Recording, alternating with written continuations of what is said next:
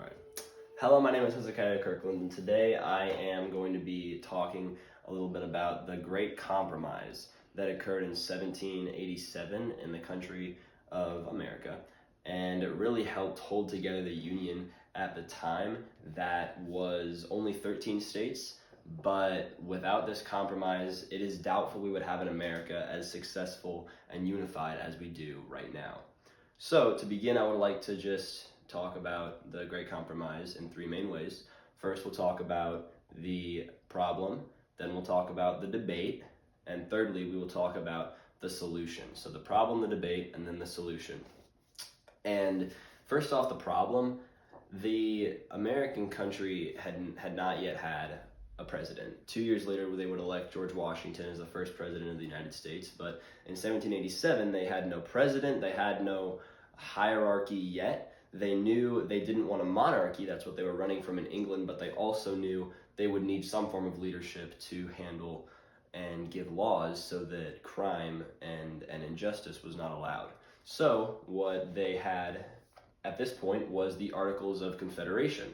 The Articles of Confederation were simply a moral standard that was put into place by earlier founding fathers, and they held guidelines for how they wanted the country to be run, but they weren't a form of government. They did not govern the people with law and justice, and they did not have any sort of enforcement on the people. So it was clear that, especially for decision making as a country, as a union, they would need some higher form of government. And one of the sharpest disagreements as the founding fathers met for the Continental Convention in 1787 was the topic of how each state would be represented in Congress.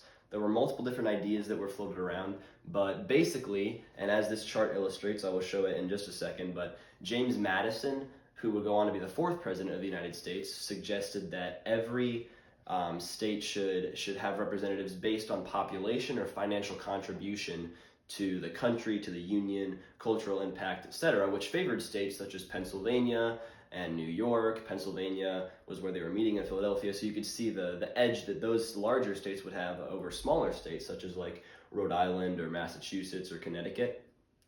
And however, there was a contrary plan posed by William Patterson from New Jersey, suggesting that each state should have an equal representation in Congress.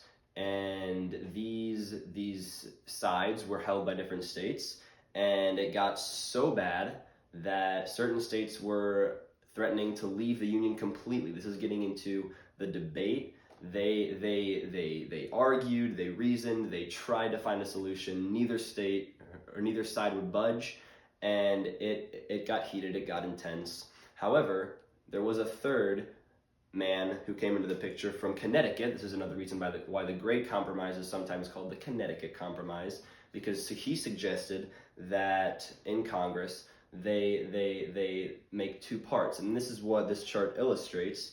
I'll try and show it.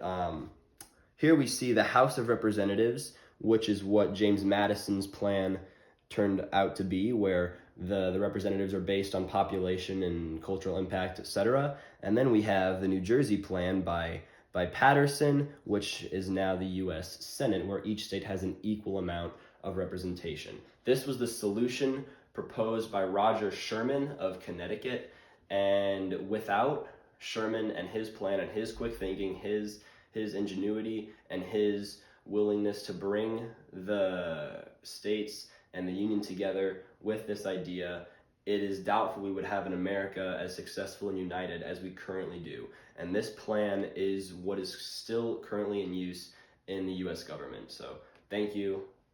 I'm now finished. Thank you.